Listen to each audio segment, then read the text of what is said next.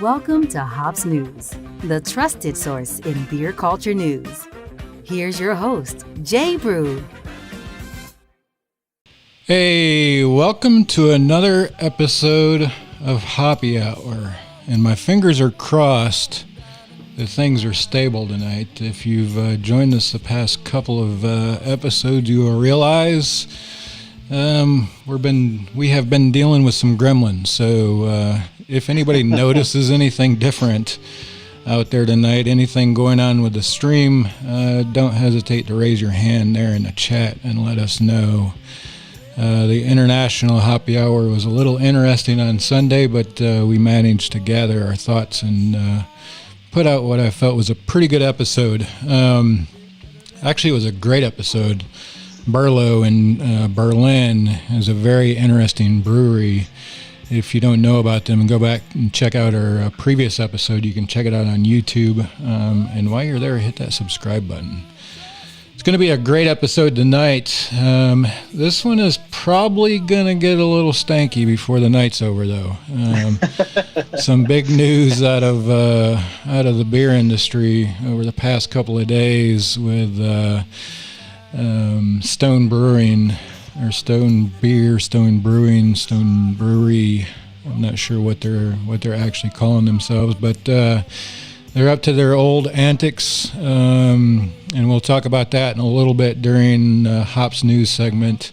But we've got Bryant with Full Pour Media is going to join us here in just a few minutes to talk about the awesome stuff they're doing in the beer industry. We'll also do the bomber jacket giveaway. And yes, it's our very own Hops News bomber jacket. It is pretty sweet. And the back is pretty sexy, but even better is when you tip this bad boy up. I just need to start putting one on a can.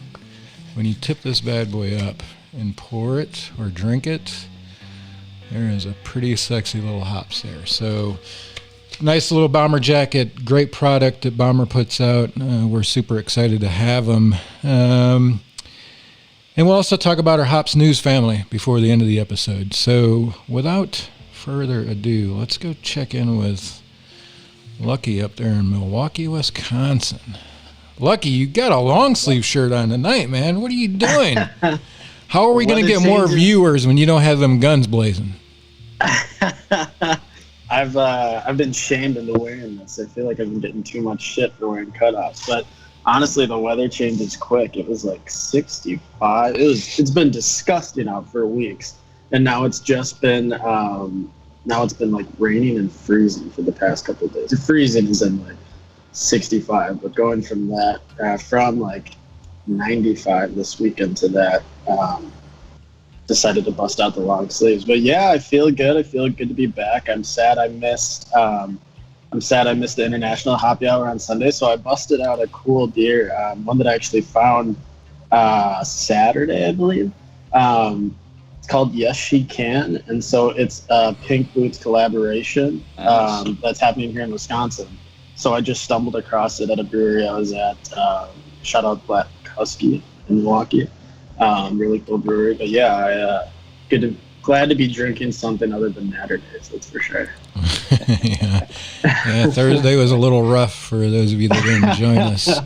We're trying to motivate our host to join us a little more frequently on Tuesdays, and we did that by doing, I guess, kind of cheap beer Thursdays. The beers that we drank had to be under $2, and that leaves the selection pretty limited. If you've not shopped for a beer under $2 lately, there's not a lot of options out there. So not a lot of good ones. Yeah, for sure. Not a lot of good ones. So it was good. Lucky, it's good to see you, man. You're always the constant. If there's one guy that I can count on being on here drinking beer with me Tuesdays and Thursday evenings, it's Lucky, and definitely appreciate you joining us. We have another special guest joining us again, Brad. Brad, man, it's good to see you. You've been pretty active in the group lately. Some amazing articles that I think we're going to end up. You got to ask Hoppy. She's probably watching tonight. If we beg Hoppy, Hoppy's the professor / editor here at Hops News. If we're really nice to her tonight, Maybe she'll publish Brad's article that was amazing, talked about the process he goes through in developing a recipe of a beer recently. Great insight, and I definitely would like to get that up on the website. But appreciate your time, Brad. How's things going in Spring Hill? How's the brewery planning process going? Yeah, definitely happy to be here again. Good news, Hoppy. I've already cleaned up most of the grammatical errors on there, so the editing process should be fairly easy, I think, on that one. Things are definitely going good in Spring Hill. Still moving full speed ahead with the brewery planning. We've been working on lease negotiations and looking for equipment and some of the kind of major building blocks that go into place. Definitely fighting the weather down here. I wish it was as cool here as it is where Lucky is. I know a lot of you guys probably saw the video that I posted up on Sunday while I was brewing. So brewing outside, 94 degrees, heat index of 103, standing right over a propane burner that's throwing off like 50,000 BTUs or whatever it is. Not the coolest place in the world to work from a thermal perspective, but one of the coolest places in the world you can work from an actual fun perspective. So ready to kind of jump into things tonight. Got the new bomber jacket going on with a little Imperial Quad Berry Hill from Southern Grist hidden in there. Kettle sour, raspberry, blackberry, blueberry, and boysenberry. So I'm about to go full fruit on it tonight. Sounds like you broke out the big guns. You're like Hoppy on a Sunday morning, and she's breaking out Imperial Stouts, barrel-aged Imperial Stouts. Wow, look at that beer. That thing looks beautiful, man. Sexy. Ooh. Yeah, man. That's going to be Brad, a taste. what kind of, is that a Nashville Predators hat you got on, a throwback? It is. So this is actually the Predators logo from the Winter Classic this year. So as part of the Winter Classic, they always do the more like collegiate-looking logos. And so since the Preds have only been around for 20-ish years, they don't have a true like throwback. So they went with the full body saber-toothed tiger in blue with the Nashville across it. That's awesome. We don't have obviously a hockey team in Milwaukee, and I can't get myself to root for any Chicago team, so the Blackhawks are out. But the Admirals is our, I think they're like feeder program to the Predators. Yeah, they are. So that's if I had to pick a team, it would definitely be the Predators. So I appreciate the hat. Yeah, so former career path, I actually worked for the Preds, and part of the job that I did was actually for the Admirals as well. So, pretty familiar with that franchise. Nice, very nice. Yeah, I was just gonna say, Brad's joined the Hat Mafia starting tonight. That's a nice touch there, Brad. Let's come back here with the three of us here. Let's talk to some people in the chat real quick. Mash. Dropping it big from the opening bell with a donation for birthday smiles. Mash, appreciate you. And I will tell you, Mash is known as the closer. He's picked up a few other nicknames along the way, but Mash is the one that spends his time lining up our guest, and he's got a great lineup this week for sure. Full Pour Media checking in there. We'll talk to Bryant here in just a second. Brad, Steven says audio sounds good so far. Appreciate that, Steven. Mash dropping links to the Hops News family, the Hops News Patreon group, if anybody's interested in joining. Lucky dropping donations too. Appreciate you guys. Mash, arrogant bastard has a whole new meaning. Not really. It's kind of been that since day one with that organization. If you've followed him at all, that tends to be his way of thinking he's going to get things accomplished. But we won't discuss that too deeply right now. We'll talk about that a little bit later. Mash chimes in. We're now at over $1,500 raised. Man, that is awesome. We've been going since when? Lucky April. April. Last week of April was last day of April, I think, was our first stream, and we haven't been donating. We didn't donate or request donations for the first couple of weeks. So it's a lot. So that's a big number for us. Obviously, not where we want to be, but when you're in the chat with Hoppy Mommy, her famous saying is, "We're just getting started." So.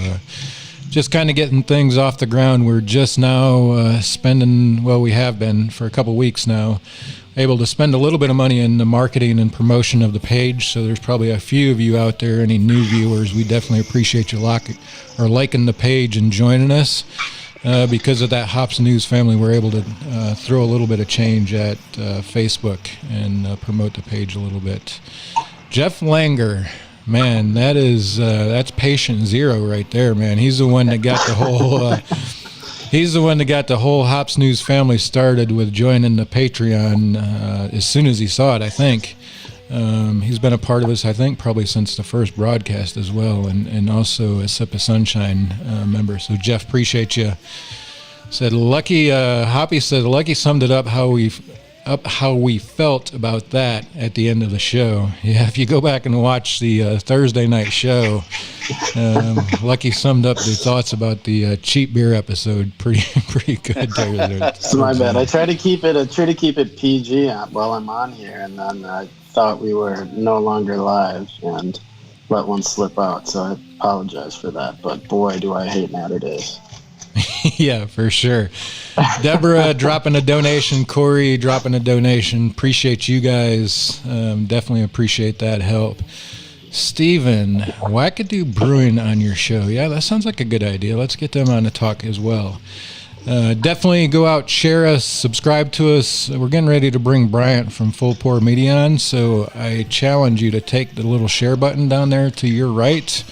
Share us to a beer group or on your personal page, and let's help spread this word that Brian is going to tell us about and the work that Birthday Smiles does. Let's see if he's still there. Is Bryant, you still on the phone? Hey, fellas, how's it going? Yeah, good, man. Appreciate you hanging out there for us. That was a long one. I got a little long-winded on that intro for you, so appreciate you hanging in. No problem. Hey, I appreciate you guys having me on. Yeah, no worries, man. When we find out good people in the beer industry doing good things with great organizations like Birthday Smile, we definitely got to bring them on. And if you've watched any of our shows, Brian, you're going to know what this first question is. What was your first beer, man? Where was you at? How old was you? Was that your uncle's garage refrigerator? Was your grandfather's refrigerator? What was that experience for you? So first beer, not first craft beer? Yeah, let's start with your first beer, and then we'll start talking about the beer craft in general. I almost can remember as a kid, I grew up a little bit in Seattle, Washington, and my very first beer was a taste of Budweiser. My dad gave me a sip of Budweiser, and I was probably 3. I mean, it was young, but just kind of one of those like, oh, let's see if you like that kind of things, and that was my first taste of, if you want to call that beer. That was my first taste. The red and whites. Yeah, I know we kind of, man, I will say it. I'll be the first one to say it. People that love craft beer like to give domestic beer a hard time, right? That's no secret. We all do it. I've done it. But I will tell you, the more ingrained that I become in business, the more I realize what those guys have done for us as a beer industry. I mean, the groundwork that they've laid for craft beer to be where it's at today is the reason why we have craft beer as big as it is in the United States. And a very big reason why, if you watched our international episode, and if you haven't, you need to go watch it on YouTube. Our very own Brew Witch is in Germany. We talked to a German brewer on Sunday, and she basically agreed. A lot of the new innovative products to come into the beer world is coming out of the United States. So I think that we kind of give those big beer guys a hard time, Bryant, but the truth be known, those guys did some amazing stuff in the beginning, and I'll be honest with you, probably 95% of us had started at a beer of that level at some point. It was kind of our first sips. So you go from your Budweiser. Was your first craft beer before Full Pour or after? I'm assuming before. Quite before. Yeah, absolutely. Yeah. I would say my first taste of any kind of thing, it could be called a craft beer, was probably a Guinness. In kind of trying one of my friend's basement at a one of my birthday parties. So that was pretty good. With Guinness, does anyone ever like Guinness the first time they have it? Like, I didn't really like it the very first time I had it. It definitely grew on me, though. I didn't hate it enough. I wanted to try it again. And even to this day, it's one of my favorite, stouts. Obviously, there's a lot of good craft stouts out there, but as far as a mainstream stout, you can't beat Guinness, man, especially on a St. Patrick's Day kind of weekend. Yeah, and I'll be one of those guys to say that when my first try of a Guinness, I didn't like it. I mean, I came up, I think my first, that we've talked about it in a little bit in the early episodes, the first beer that I would consider a craft or something outside of our domestic was a Heineken, and it was damn piss warm on a flight coming back from Kosovo. But after that, you try to venture out, and shortly after that was a Guinness, and I'm like, man, this stuff is absolutely not worth drinking. But obviously that's where I'm at now. I can't wait for winter to get here so I can start to drink stouts again and not feel guilty. Absolutely. And my mom's all about stouts. Even like to this day, earlier today, I was like, I'm going to go, on a beer run. She's like, yep, pick me up some stout. So she's a stout woman, July 4th or December 25th. Awesome. Nice. Yeah, that's a good place to be in. So you go from the Budweiser, start to drink your Guinness. At what point in kind of this beer journey where you were like, I can do this, I can be a part of this industry, and approach and to start full pour media? Yeah. So it was, to be honest, it was within the past 2 years, because my wife and I moved to Denver, Colorado in 2013, and I worked in TV news at the time, doing video production there, and really just, craft beer breweries were more of a hobby, right? It was just kind of like a good place to go that's not quite a bar. I live, 5-minute drive from a good, a constant GABF winning brewery down the street, another really good brewery down the street. And really, it was just sort of a pastime, right? It was a good weekend thing to do.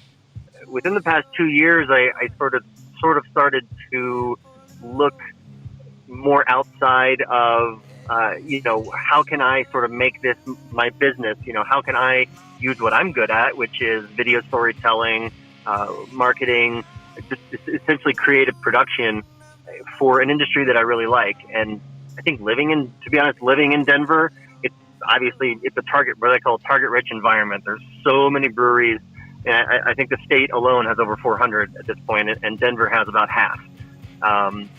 So just being in this saturated market kind of really got me thinking about how are these guys differentiating themselves from each other than their name?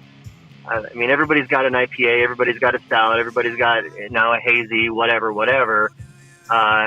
So, like I said, within the past 2 years is really when I started to say, hey, I have the skills to help these guys tell their story. I have the skills to help these breweries set themselves apart, because what is the difference? Even let's use Denver. What's the difference between, or Colorado? What's the difference between New Belgium Brewing and, Copper Kettle Brewing, other than their side? I mean, New Belgium invests in marketing. New Belgium invests in a lot of large scale advertising. Obviously they have a bigger market share because they've been around longer, but isn't that that's how you set yourself apart is marketing. And you got to tell your specific brand story to anyone and everyone, because that's really the only way you're going to get ahead in this, especially in Denver. But really, you could apply this anywhere.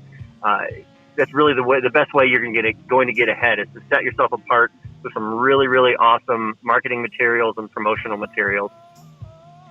Nice. So you're kind of we're kind of switching roles here. I'm trying to figure out how I can produce better video content, and you're trying to enter the beer industry. Seem to switch. Man, we'll stay in touch. I'll help you out. Yeah, I'll help you out. For sure, man. Yeah, that's but I will tell you, we've kind of recently discovered this. I guess maybe real recently with Lucky up there in Milwaukee, showing up at a beer collaboration that kind of kind of the coverage of it or the production value of it was like a forethought, not really something or an afterthought, not something they really thought about.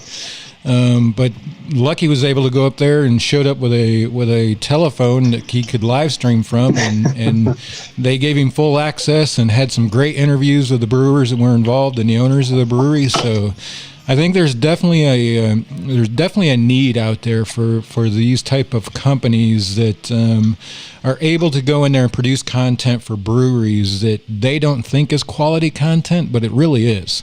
Sure. Fans would love to hear about some of the stories that they have that they just don't do a very good job of getting out. And you're definitely in a target-rich market where you're at with that number of breweries right around the area. So that's Sure. pretty exciting for you. So what is it that you in the media aspect of it? What is your game? It's obviously probably video production, but where else do you guys find yourselves working closely with breweries at? Sure. I like to say, we create branded content overall, and that's just like, this catch-all. To be honest, I've had sort of not a problem, but it's just sort of been a hurdle that I have to get over. Like, how do I quantify? Like, what do I call all this stuff? I have just an assembly of designers, an assembly of videographers, editors. We can do anything from, the event coverage of a new beer release. We can create branding. We can create packaging. Photography, is especially important when you need to build out a new website. I really like to say that Full Pour is the creative arm of any marketing agency. I have a lot of, close friends, close colleagues who do a lot of the left brain side of marketing, the SEO, the mechanics, that kind of thing. We create all the pretty pictures. We create all the pretty colors that go along with that. And especially, like I said, the kick-ass stories that you mentioned it earlier, man, is like craft brewing is storytelling. The reason that you want to create this beer, there's a story behind that. So we, at this point, are really just trying to assemble multiple different companies together to really, like you said, push that idea of helping these breweries market themselves. Yeah, that's great. And let's take a break here just real quick. Brad, appreciate the donation. Mash chimes in here. Bud owns malt plant here in Idaho, and they get all their barley and whatnot from here. So yeah, they do definitely do a lot of local sourcing. Hoppy chimes in. I used to hate Guinness. Now it's a must for any Irish pub. Yes, it is. And we need a Hops News International episode in Ireland. I am definitely game for that. You wouldn't have to twist mine or my wife's arm very hard to get us on a plane to go to Ireland for a beer tour. Let's make a family trip by Corey.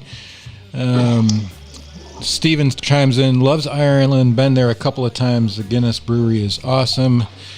Joining in from Tonewood, Fugo, joining in with Tonewood Fugo, a good maintenance beer from Oakland, New Jersey. Yeah, that sounds like an interesting brand. I've never heard of them, but it definitely sounds good. So, Bryant, you're involved in the beer industry now. You're doing kind of the content creation, marketing plan for them.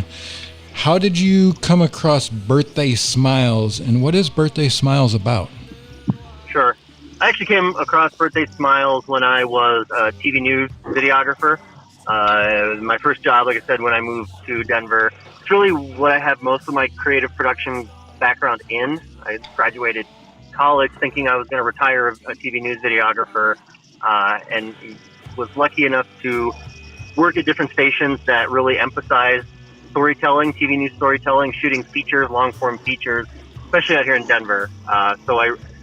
It was just I remember I was at a drag queen bingo game one night with my at the time girlfriend and her friends, and they were actually giving money. All the proceeds were being donated to Birthday Smiles. So I got her information and looked them up, and it was sort of just one of those happenstance things. And once I heard about what she's doing and what Birthday Smiles is all about, I was like, oh my God, I have to do a video feature piece on this. Birthday Smiles, they have a few different chapters around the country. There's one in Denver that serves sort of Colfax corridor that can be a little bit more rundown. There's a lot of low-income families that are living in hotels.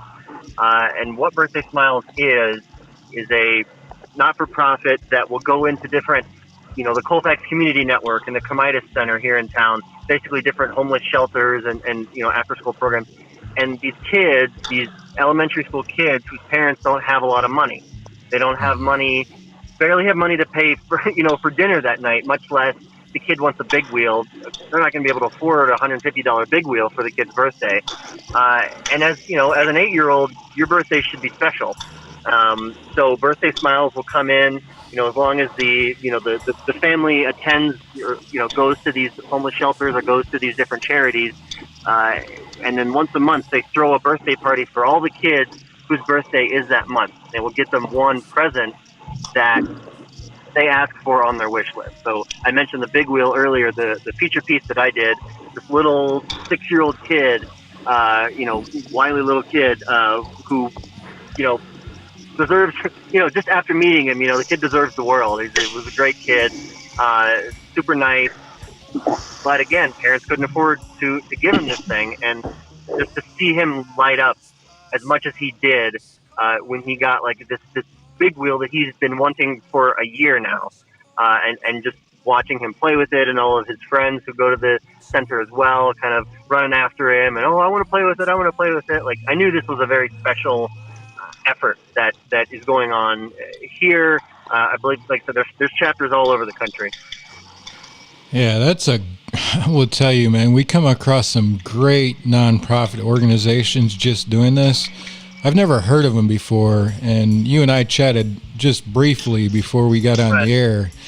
Man, these guys need to get their word out there a little bit more, because that is a great mission, and that is a great cause that there's definitely a lot of people could get behind an organization like that, because that is definitely an organization that's doing good for other people, and especially impacting kids' lives at such a vulnerable time in their lives as well.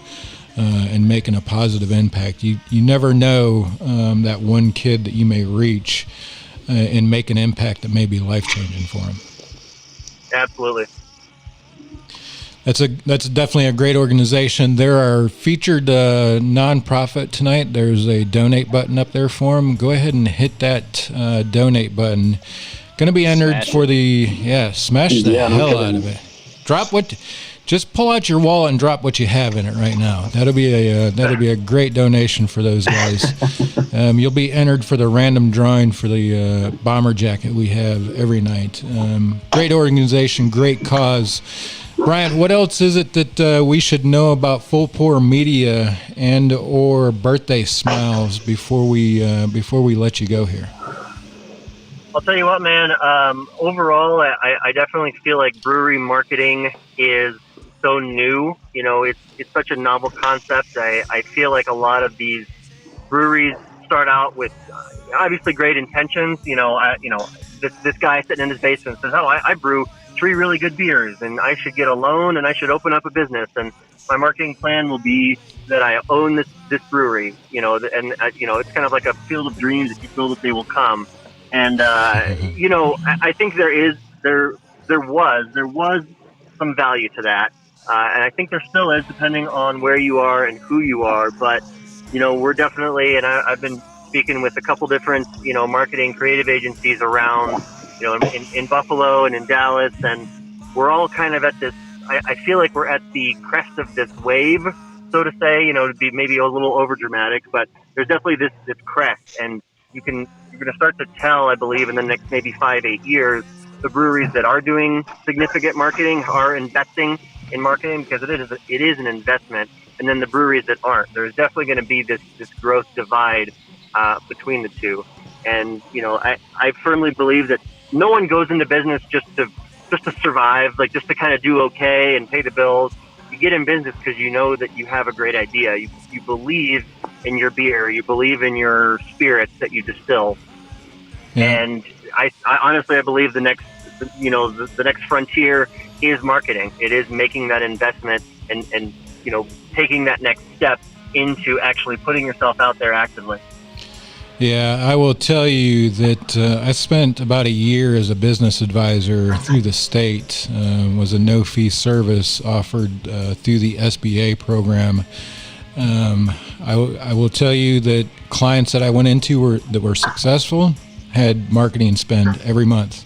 Clients that I went into that were struggling, I would ask them, how much money are you spending in marketing? Nothing. Well, how much is your competitor spending? Nothing. Well, how do you know that? Because that's what they told me. Yeah, that's exactly what they told you. And then I've worked with companies. I worked with a great company down in Hickory, basically on-demand manufacturing company. In 4 years from zero, he started with an empty warehouse. 4 years, was making $7 million in revenue and spending $900,000 a year on Google Ads.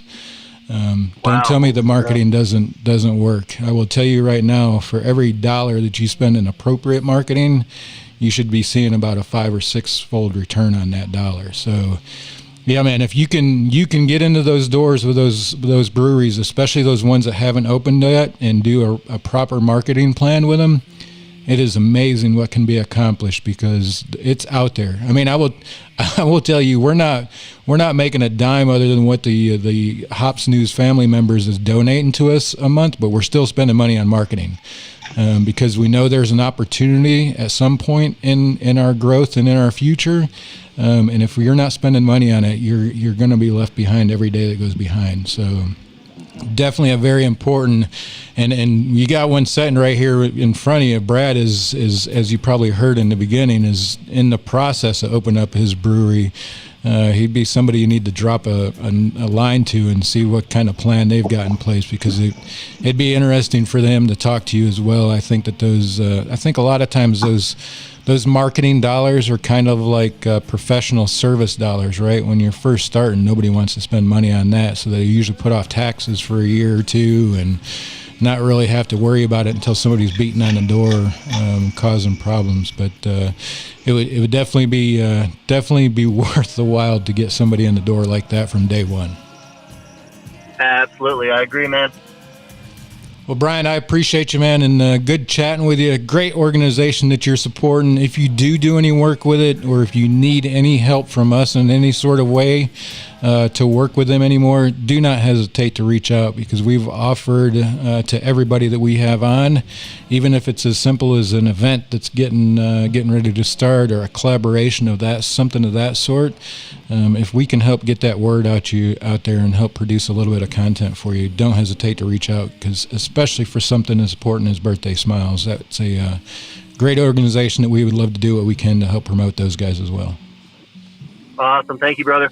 Yeah, man. Appreciate you. Have a good night. Cheers. Enjoy that great Colorado beer scene.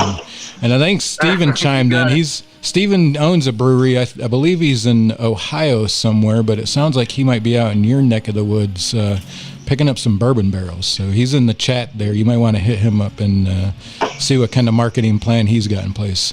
Brian, appreciate your time, Absolutely. Man. Thank you.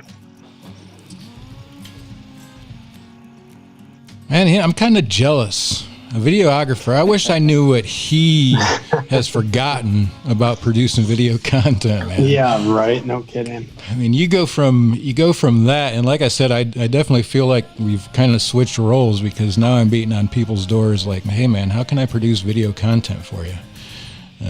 But yeah, that's an interesting organization. I will tell you that beer marketing, brewery marketing is not as big as it's going to be here real soon. And I would dare say, after this pandemic issue that we're going through, people are going to be scratching for market share any way that they can get it. So he's probably going to see some pretty big gains here in the coming years, because it's going to get ugly out there quick.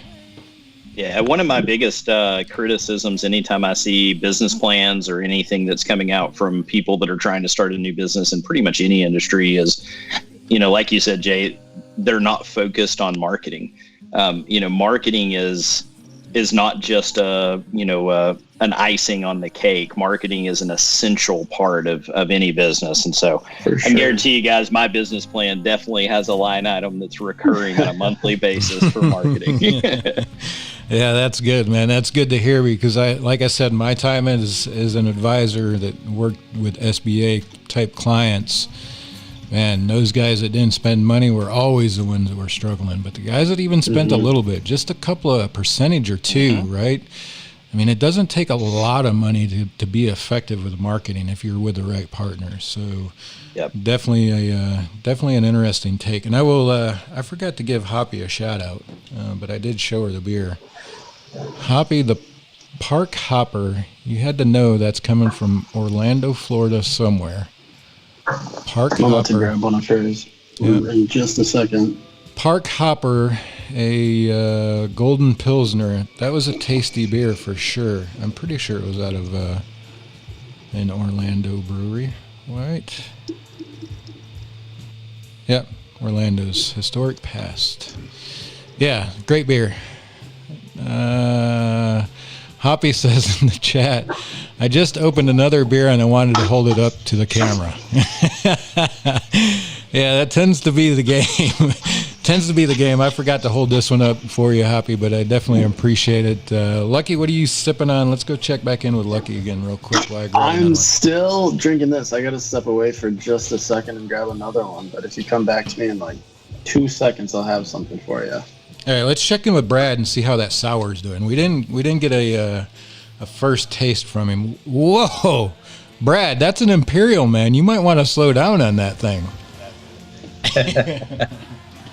No, it's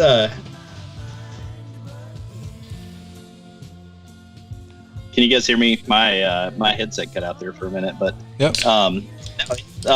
It's definitely thick. It's fruity. You can taste all the berries in there. Not very high ABV, so I can definitely work my way through at least a couple of these, and I've got another really, really good one lined up on deck behind this, so I'm not shy about finishing this one. Awesome. And don't forget, after our episode, we'll have a after-hours Zoom for our Pale Ale Patreons, or family members and above. I have not posted that yet, but I will here as soon as we get off of here. I'll post that there in the Patreon group or on the page, the Patreon page for everybody.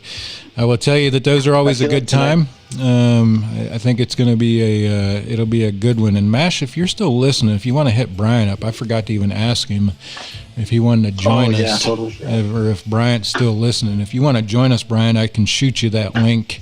You can join us in the after hours. Everybody has a couple of beers and chat a little bit looser, not so much produced, but I think Lucky's got a new one over there. Let's go check in with Lucky. Lucky, what are you drinking? Yeah, so I wanted to grab a Florida one too, and it looks like it's a Coppertail Unholy American. I don't even know what that Trippel. What is that? Triple? Triple? It's triple. It's a Belgian. Triple is LE. Yep, it is, but that's a Belgian. Yeah, that's the Belgian way. American Triple Ale. This is one that Hoppy sent, and it's pretty good. Very good, I would say. Awesome. So let's take it back to the group here, and let's go ahead and hit the news button here, because this is a topic that is going to get a little brutal, I have a feeling.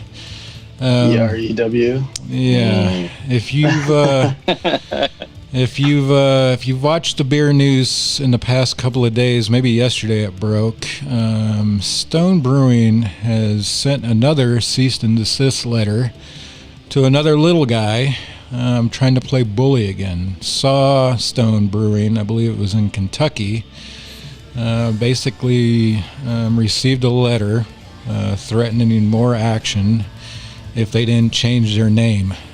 Obviously, Stone Brewing's got a big chip on their shoulder, and that anything that contains stone related to beer, you're going to get a letter from them. And obviously, this is not the first time, and I don't expect this to be the last time that Stone Brewing does this. I think there's posting some links in the chat for you. Stephen chimes in, small town in Kentucky. Yeah, this seems to be the way that Stone Brewing works. And I will tell anybody that's getting ready to start a new brewery, I probably wouldn't put Stone in my name just because I wouldn't want to be associated with a brewery that all their beer tastes the same. Because I'm not a fan of Stone Brewing at all. Their beer is, and they're proud that they use the same yeast in all beer. And if you know brewing, you will know that that's not how. Wait a minute.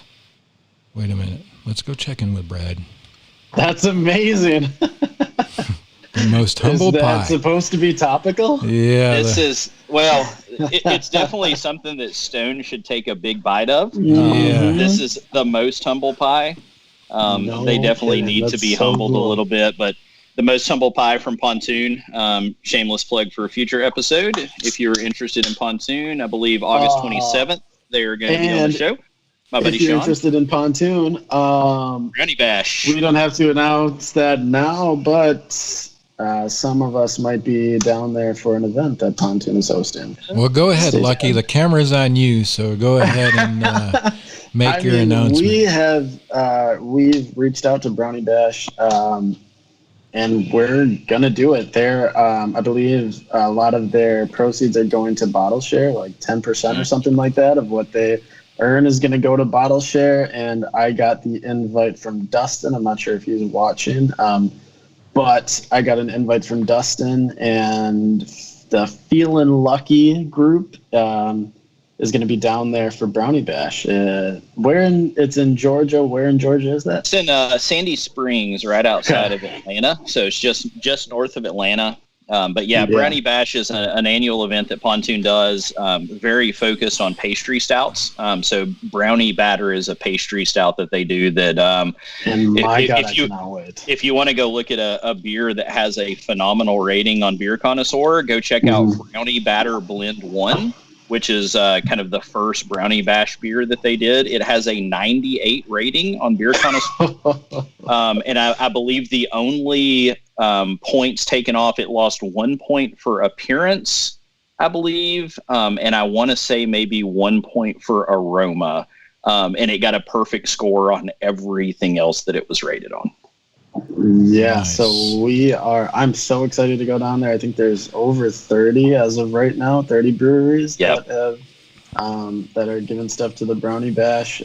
So me and a couple of buddies from Milwaukee, the guys that I was with, or at least JJ, I don't know if producer Beef is confirmed, but for sure. For sure, JJ, for sure, me and JJ are planning on it. We are booking a Airbnb or something soon.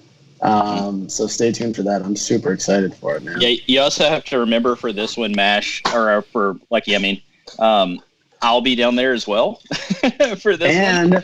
And that's also confirmed. Yeah, and Sean, who is the president and CEO of Pontoon, is a friend and former coworker of mine. So we are about to have a ton of fun, an absolute ton of fun. Yeah, no. Shout out to Mash. Speaking of Mash, I told him one morning because Dustin asked me, and I was like, I would for sure go if you guys can reach out and get me any interviews or anything set up. I guess Mash was already talking to Sean and Brett to have them come on here. But it was probably less than a half hour. He had gotten me some stuff set up with the people from Pontoon, and we are full steam ahead. I'm super excited for it. And yeah, Brad will for sure he's already committed to the episode of Feeling Lucky that we'll be shooting down there. So no going back now. Yeah, that'll be a great time. I'm looking forward to Lucky being down there at another live event like that at a brewery. That's pretty good. The access that you got at the last one was good, but I have a feeling that they're each going to start getting better as you continue to go. So they're going to have to roll it out, man. Mobcraft treated us very well. Mobcraft for sure treated us well. We still have yet to drop the almost 45-minute interview that we did with them, but that will be coming as soon as the first official episode of Feeling Lucky drops, but they really laid out the red carpet for us. So it's a high bar to start with, but yeah, I think Pontoon will step up to the plate. Yeah, that's awesome. So I want to get your guys' take on the Stone Brewing action. Obviously, I want to get Lucky's take and want to get Brad's take. Brad's kind of got he's got an interesting perspective. But Lucky, what's your take on? It appears to be habitual behavior by Stone Brewing. My take is that they're just assholes. I mean, like, I don't understand the whole, like, not to say it's punching down or anything like that, but I just don't understand why they need to, like, pick on the little guy. That seems like, especially in this day and age with how big craft beer has gotten, and how tight-knit the community is, that just, to me, seems like a recipe for disaster. But they keep doing it. So I don't know. Is it just a money grab? I'm looking more towards Brad and towards Hoppy. Hopefully she'll give us a take on Thursday. But I just don't understand it. Like, that's really all that it is. Yeah, I will tell you that here's an issue, right? I don't know Sawstone Brewing. I have no idea how big they are, how successful they are, how long they've been around. 3 barrel, if I'm not mistaken. Oh, wow. For a year. They started in 2019. No way. Man, there's no way that's even a money grab is not even a consideration because they don't have no money. So I've got a theory on this. I've got a theory on this. Lucky, you weigh in, and I'll come back to my theory. But I have a theory on why Stone's going after stuff like this. No, it doesn't make sense to me. Like, why? I mean, it seems like they're going after everything with Stone in the name, right? I mean, that's that much is obvious. But like, I don't understand. I'll go to Brad because it's baffling to me. All right, so here is my take on it, and prefacing this, normally if you hop on like the legal advice subreddit, everything is preceded by "I am not a lawyer." Like Hoppy, I actually am a lawyer, and so I at least have some familiarity with this topic. So here is my theory. So Hoppy posted a really good link from My Beer Buzz that gives a nice write-up of the story. I also posted a link in the comments that shows you every objection that Stone has filed with the Patent and Trademark Office. You will notice there are pages and pages of them. There are a lot of them. And here is the theory on why I think they're going after really small fish like this. So the whole idea behind protecting a trademark is to prevent confusion for consumers. But it's also become a thing that businesses do to prevent dilution of their brand. And so Stone has decided that they own the word Stone, which is patently, pun intended, ridiculous. They've also decided that they own the word bastard, which is maybe even more ridiculous. And so what I think it is, Hoppy had mentioned in a previous comment that was floating around on the page that they are set to go to court very soon with Miller Coors over the challenge to Keystone. And if you look at that case, what it really hinges on is Miller Coors put out a version of Keystone where the can just said Stone across the side of it. Arguably something that could confuse consumers because the can just says Stone. If you're familiar with Stone Brewing Company, you may assume that that's a beer that's made by Stone. Clearly it's not. It's made by Miller Coors. And so with that coming up, I think that Stone is getting super aggressive with even small uses of the name Stone so that they can show the court that they take their name very seriously and that is a core concept of what their brand looks like and means. I think they are doing these cease and desist to prop up their case against Miller Coors. I think when this goes to court, Miller Coors is probably going to beat their ass. Hoppy and I were laughing about it earlier. It feels funny to cheer for Miller Coors in any kind of lawsuit situation, but I certainly feel like they are probably the good guys in this situation. And it's one of those, if you look through the information, the link that I posted, some of the names that they have challenged with the Patent and Trademark Office in recent times. So they have challenged Pacific Stone, Stone the Crows, Rotten Little Bastard Distillery, Stone Angel, Treadstone, Lucky Bastardo, Slightly Stoned, Stoned Garment, Stone Cold Jones, Sawstone obviously is one that's on there, Holy Stone Distilling, Hazy Bastard, Touchstone, Stone Mark. I mean, it's just literally, somebody made a joke that do they just have an AI that's scouring the internet for the word stone, and if it's in the alcohol industry, they're sending desist. That's almost what it feels like at this point. I'll be honest, there's a part of me that wants to open with a beer on the menu that has Stone in the name just to see if I can get them to send me a cease and desist. Just so you can come on here and we can shit on them. I mean, it's so ridiculous, man. And then we can talk more shit about them. But I'll be honest with you, their beer isn't that good.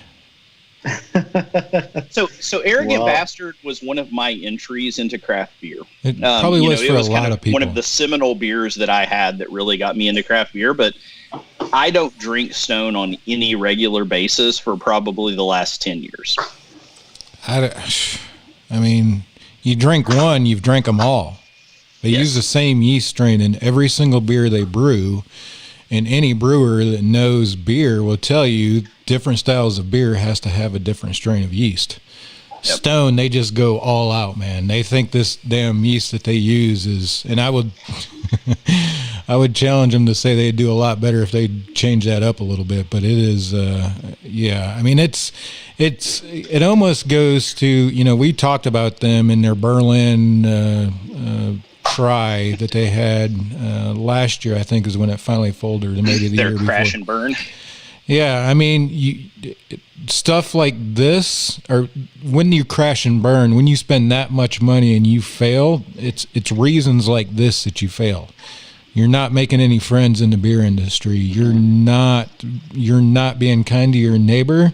Nobody's going to be there to support you when you break off an adventure that size. So I would dare say if you're a brewery that's reaching those points and you've been tempted to do things like this, definitely look to where Stone has been and follow their path, and don't be like Stone, because those guys are, I think part of them probably too is just the ego, the arrogance of, I'm not even going to say his name, I think plays a lot into how they behave, and GK.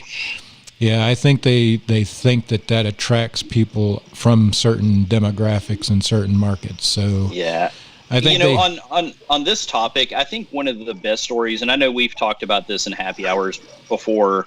So at one point in time, and this has probably been, it's maybe a year or two ago at this point, and there's actually a video of it on YouTube if anybody is interested in looking it up. InBev sent a cease and desist to a small brewery that was doing a American light lager called Dilly Dilly. We've all seen the commercials. We all know about the Pit of Despair. No surprise that InBev sent a cease and desist over this, but they sent it in the best way possible. So instead of sending a stuffy letter from an attorney, the attorney actually wrote out a really funny letter, had it transcribed onto a parchment scroll, and had a gentleman in a town crier's outfit show up in the tap room, walk in the door, and say, "Hear ye, hear ye," and read off the cease and desist letter. They let the brewery sell out the rest of the batch that they had and just told them, like, look, we don't really care. Just don't sell it again. Mm-hmm. That's all we're really asking. And legitimately, that's what Stone should be doing in these situations, is they should be approaching these things and saying, like, look, there may be some confusion. Just make sure that you never just use Stone, like the Keystone example. Make sure that you're differentiating your brand from ours. Don't use a gargoyle. Don't use some of the items that are associated with our brand. Otherwise, there's no risk for consumer confusion there, and that's really what patents and trademarks are meant to protect. I think this is just a case of Stone living up to their flagship name and being a bunch of arrogant bastards. Man, I don't think anything more needs to be said. That might be the episode there, folks. Honestly, look what time it is. Mic drop. Yeah, for sure. Dude. That was awesome. Excellent. Awesome. But you do know what's coming up next. After hours. It's going to be a good one, guys. So to get in on the after hours, you've got to be a part of the Patreon, Pale Ale or above. You get to join the Hops News family member where a lot of these discussions are happening in the group. Kind of get the inside track. Definitely get the inside track to things that we're thinking about doing, considering doing, because we bounce it off more reasonable ears to test the market before we break off on some of these crazy ass ideas that we come up with when we're chatting at 3:34 in the morning when we wake up. But definitely a great part. Without you guys, no joke. I can't thank family members like Brad, Jeff, and the rest of the crew, Corey that's checked in there, and whoever else is in the group chat there. Definitely appreciate you guys being a part of it, because without you guys, I would tell you that we wouldn't even be where we're at today, and that's in all honesty. See the money raised down there. Now MASH updated us. We're at $1,500, I guess, an episode now. And local support over 35,000 for a total of 36. And that goes a long way to that. We definitely wouldn't be close to those numbers without the support that we've been given, because we're able to take that money that we are the little bit that we are bringing in every month and turn it into something that we can use to grow. And speaking of growing, we are in the middle of a website development. And I will tell you, I spent about an hour yesterday on the phone with a gentleman that's developing our website, and holy smokes, that thing is going to be awesome. And I will, a new website is something that's been on my radar since Hops News has been around about 4 years ago. And it is going to be something to be proud of, and definitely wouldn't be even thought of if we didn't have the support on a monthly basis like we do. So appreciate everybody on that. Some upcoming episodes. Thursday night, MASH is bringing down the house when it comes to the level of guests that we're going to have on Thursday night. Kenny Gould, the founder of Hop Culture Magazine, it's got a tremendous following. That's so crazy. Is going to be our guest. And, these guys fanboys out over superheroes and comic books and beers and breweries. But when it comes to a guy that's created a magazine, a following like he has, we might take up the whole episode talking to him. So that'll be a good episode. Then we have 3 Block Brewing from Ontario joining us on the 28th. The 30th, the founder of Tripping Animals. August 6th, Wellbeing Brewing. August 11th, porchdrinking.com. And August 13th, if you want to check out MASH and his finest, that dude will be as basic can get. On the 13th of August, when we have Shipyard Brewing on to talk about their pumpkin beer that'll be releasing probably around then. MASH may be able to pull some strings and have one of the first ones out that season, as big a fan as he is about Shipyard's pumpkin beer. So that'll be a good episode. The 20th, White Dog Brewing, and then the 27th, Pontoon Brewing. That is going to be a special episode for sure. Won't want to miss it. We are literally, I think MASH is lining up guests into October right now. So we're going to bring you plenty of content. Yeah, plenty of content. And that dude is lining them up. And I couldn't be happier to have MASH on our team doing the things he's doing, because he's pushing this ball forward every day, as well as Hoppy. All of the content that you see coming out on social media is a big part to Hoppy. She's doing a tremendous job of keeping that stuff fresh and keeping content rolling on a daily basis. If you haven't checked out YouTube lately, go check that out. She's done a tremendous amount of work this week on that alone. Definitely appreciate her with that. I definitely think that will help out. If you're not a subscriber, like Brad said, go sign up your pet. Go create an email address for your dog and get him to subscribe. I think Mash said we're 28 subscribers away from reaching 100 where we can customize our URL. So that would be big for us right now. Let's check in with Lucky and get his parting shots. Get his Tinder handle for all the lucky ladies out there. Find out how we follow. Swipe right. How we follow this dude. Swipe right on Lucky. That's basically the Tinder handle. So I did not realize that this was a 9.2% beer when I grabbed it that Hoppy sent me. And boy, when she said it would sneak up on you, she was not lying. It's absolutely delicious, and I'm almost done with it, like not intentionally. So we're going to be in for a good after-hours show for sure. Parting thoughts, fuck Stone Brewing. I don't know if it's just the alcohol in me. I'm really debating writing some kind of fuck Stone Brewing blog. And as you guys know, I guess, Jay, as you know, writing is kind of what I like to do. And I think an attack blog would be a lot of fun on them. I don't know. I'm just debating it. We'll see. I haven't gotten to do it, or I haven't done it a lot with this new website, but before I try to get a bunch up. So we'll see what happens. Either way, it was a fun night. Thanks to Bryant. It was awesome. It was a really awesome episode. Thank you, Brad, for coming on. Yeah. Yeah, we can do we can post an In Your Face Stone blog. I mean, they kind of deserve it, man. Get with Brad. If you let me take the gloves off, man, I can get something up pretty soon. I don't know. It's not cool what they're doing, and so I think get with Brad. He can probably give you like a 4-page document of all the shit that they've done. And I think if we just list that, we can say whatever the hell we want to say. Because you don't, I'll be honest with you, there's certain situations where you have to say something, right?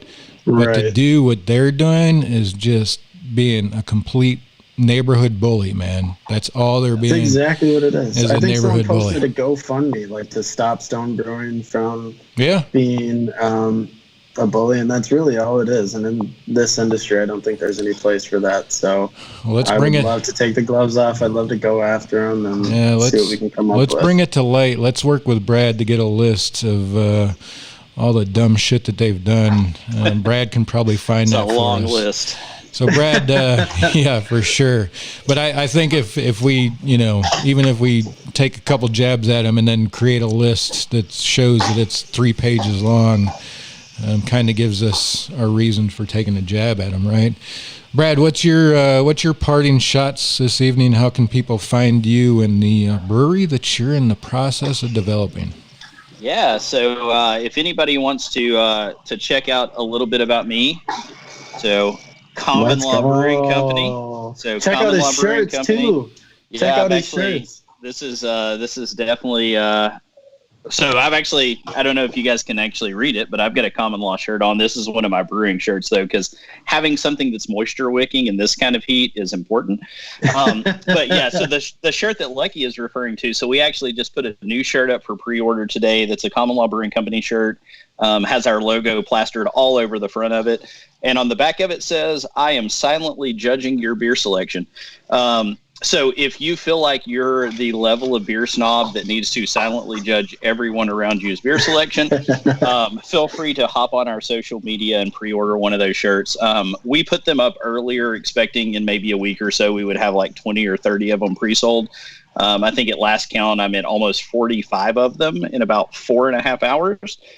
So certainly hop on there, get one. I know, Jay, you were giving a big shout out to Jeff Langer earlier over supporting Hops News. He has already pre-ordered one of my shirts as well, so he is an equal opportunity supporter. What an awesome dude. We should all give him a pat on the back. But yeah, you guys can find me Untapped. BES753 is my Untapped, so feel free to add me on there. Common Law Brewing Company on Facebook, at Common Law Brewing Company on Instagram.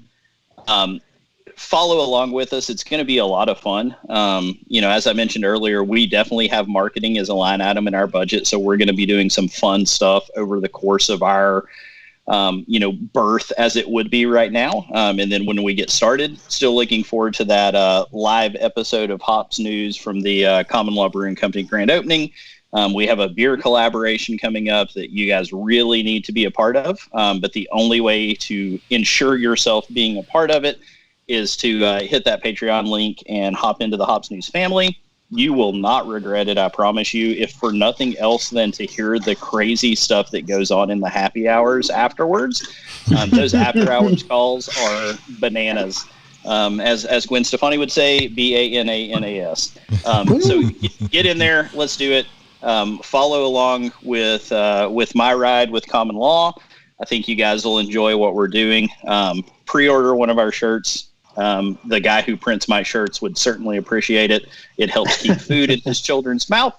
It's been a pleasure as always tonight, guys. To reiterate what Lucky said, fuck Stone Brewing. What a bunch of assholes. Yes, yes. Definitely appreciate you, Brad. You've been one of the first ones too. So Jeff Langer is a hell of a guy, and if you ever get over, he will probably. I will tell you, Jeff. I know Jeff. Jeff and I have driven several miles, several times to go watch football games together. I would dare say Jeff will probably be at the grand opening in Spring Hill, Tennessee, when that day Pretty comes, sure he is already committed to it. Yeah, so he's a great guy, a great person, and loves good beer. So I'm sure that he'll be there. Yeah, you can follow Hops News. I say it every week, anywhere really. Any social media is pretty easy to find us. We're working on YouTube right now. Could use your support by going to subscribe to us there. But you can find us anywhere else at Hops News. We've got hopsnews.beer. We've got hopsnews.com. We've got it all locked up, and we're trying to lock it up over there on YouTube. So any help would be greatly appreciated. And I think that's about it. We appreciate you joining us. Share us, like us, tag your friend, tell them about us. We're going to have some interesting things coming up with that new website. There is a beer collaboration coming up. We probably won't release the orders or the donation feature for that until the new website opens up. That'll probably be a website launch party type thing for us. Put us right in line of doing a great collaboration with Common Law Brewing and being at their grand opening, enjoying the beer on tap, hopefully. So I think it'll be a great thing. But like I said, the Patreon and the Hops News family goes a long ways in allowing us to do what we're doing. I'm getting ready to send Lucky up a package with some gear that's going to help make his live scenes that much better. So you will see it. Man. Yeah, you will see it in action in Pontoon. Lucky will have some new gear down there, thanks to the family. Brownie Bash. Yeah. It'll be a good time, and it's definitely given us the opportunity to grow here. So we appreciate all that. It's been a great episode. Check out Thursday night. We'll be back. Another episode. The crew will be back. I don't know that we're going to do a cheap beer night. If I do, I think Hoppy just might not show up again. I was going to say, she's probably going to quit. She will probably protest Hoppy Hour with cheap beers if we do another cheap beer night. I'll be honest with you guys. I kind of enjoyed it. As a matter of fact, I took a couple of PBRs out to watch the Comet the other night with me. So I wouldn't have hated it if I could have found something other than Natterdays, like a PBR or like a anything. Dude, it was other than Natterdays. It was just disgusting. Yeah, it was kind of warm when we went out and watched the Comet, and I crushed the fuck out of like 3 of them that I shouldn't have, because it made trying to take a picture of a damn comet a challenge. But it was a good time. Appreciate you guys. Cheers. Have a great evening. Those of you, we'll post the link to the After Hours show here shortly. See you guys soon. Yep. Love you guys. Another good one. It was a lot of fun. That was fun. Just like it should. As always. I've got the fingers working. I'm ready to write that blog. All right. Yeah, dude, I will seriously, if you want some ammunition in terms of like the dumb stuff that they have sued people over. I mean, it's like they sued. So one of the things that's listed in their patent and trademark challenge history, they challenged a pizza place. So this is not even like same industry. Okay. This is like alcohol. I can understand. They challenged a pizza place called Stoner's Pizza Joint. God. Like